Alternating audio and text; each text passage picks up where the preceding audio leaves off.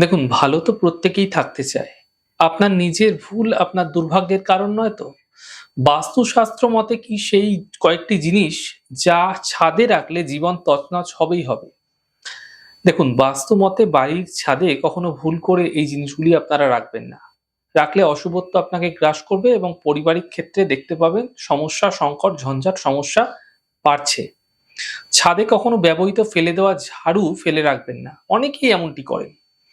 পুরনো ব্যবহৃত ঝাড়ু আপনারা রেখে দেন। রাখবেন না, ভুলেও রাখবেন না, ফেলে দিন। কাঠের ব্যবহৃত পুরনো ফার্নিচার যদি নষ্ট হয়ে যাচ্ছে, তাহলে ছাদে রাখবেন না। জং পড়ে যাওয়া কোনো লোহার কোনো রকম ফার্নিচার হতে পারে বা লোহার কোনো জিনিস অব্যবহৃত যেটার প্রয়োজন নেই, এরকম জিনিস আপনারা ছাদে রেখে দেন। ছাদে অনেকে আপনারা ঢালাইয়ের রড রেখে দেন, লোহার জিনিস যেগুলা জং পড়ে যায়, রাখবেন না। রদ্দি কাগজপত্র অনেকের বাড়িতে পেপার-টেপার রাখেন, খবরের কাগজ রাখেন, অনেকে কি করেন ছাদের উপর একটা কর্নারে জমিয়ে রেখে দেন। রাখবেন না। অব্যবহৃত কোনো কিছুই ছাদে স্টক করে রাখবেন না। বিশেষ করে ভাঙা টব, টবে মরে যাওয়া গাছ ছাদে রাখা চলবে না। এগুলো রাখলে দারিদ্রতার গ্রাস থেকে আপনারা কিন্তু সহজে বেরিয়ে আসতে পারবেন না। আসা মুশকিল হবে।